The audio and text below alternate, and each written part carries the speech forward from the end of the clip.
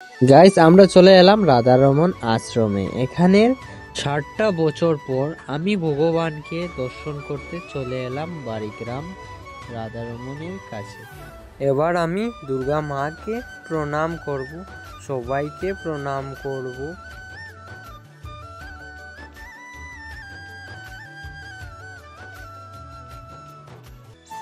এবার আমি আসলাম স্বয়ং রাধারমনের কাছে প্রণাম করে। আমি বললাম, রাধারমন আমাকে আশীর্বাদ করো, আমি অনেক কিছু করতে পারি।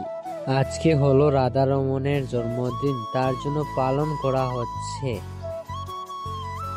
এবার আমি বন্ধুকে সাথে নিয়ে যাচ্ছি কীর্তন দেখতে।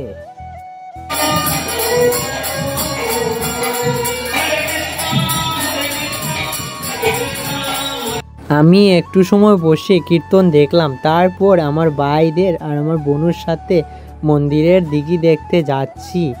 ওরা আমার সাথে আসছে। ভিউ কেমন লাগলো আপনারা বলবো আমাকে, মন্দিরটা কেমন লাগলো, আশ্রম। তো আমার তো অনেক ভালো লাগলো গাইস। আর চতুর্দিকের ভিউ আমার অনেক অনেক অনেকটা ভালো লাগলো। আর আমি মন্দিরের দিকে দেখাচ্ছি, এটা অনেক সুন্দর।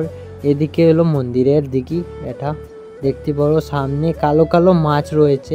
আপনারা কমেন্ট করবো এই মাছটা কি, আমি তো জানতে পারি না এটা কি। এ দেখো রেড কালার মাছ, এটা আমরা তো জাপানি বলি, আপনারা বলবা এটাকে কি বলো। ঠিক আছে ভাই, অনেক সুন্দর।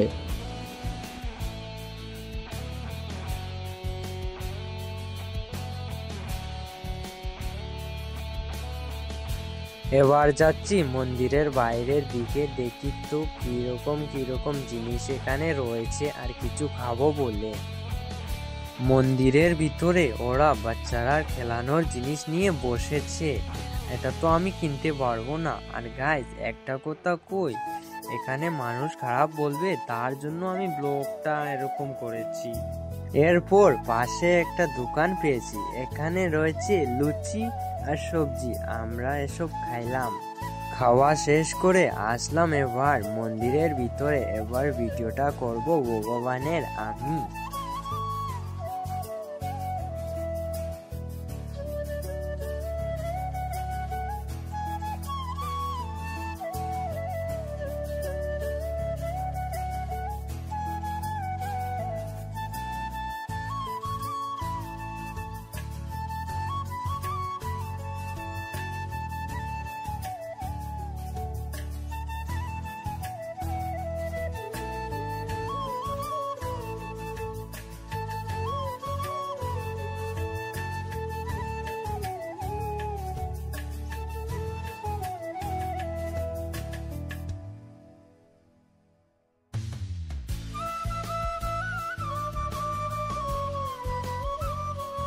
এবার এখানে প্রসাদ খাওয়া চলছে, তার জন্য আমি এখানে দাঁড়িয়েছিলাম।